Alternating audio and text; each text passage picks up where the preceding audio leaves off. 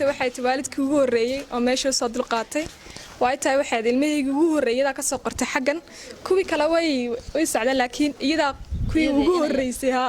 wallahi kuwi ugu horeysay iyada ka soo hadhay ma sha Allah waa inanteeda waatan ubaxna war jooga maanta markaas waalidkan insha Allah ma hadis ma soo celin karno way tahay waxay sameysay dulqaad badan ma sha Allah balan ku soo dhaweynaa bal si faahfaahin nooga siiso السلام عليكم ورحمة الله وبركاته دمان واني والسلام يا مرت الشرف كقيمة له يا كسر قيب قشي حلفة غالية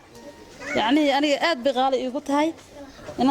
أنت إذا صو محمد قرآن ماشي عصيلة هاي أنا عيد إسلامي شوقي إنه إلى كقرآن محمد روح شوقه يوم ملهيسو أيابان إن أنت إذا صي إن يرقى فاميلي أيام كاني ديتنا مركز اللي يقول ماشان أو بعيد لي أم حد كينساه ماشي هو بعيد لي محد كينسا مانتنا ما شاء الله مeel fiican bay maraysaa wax barashadeedu edeb akhlaaqad macalinkiin aad baan abaal ugu hayaa ma sha Allah ilaahay in horta abaalka gudo bilaadan ma gudo yaani waan duceynayaa inta badan inaan insha Allah kor u sii qaadanto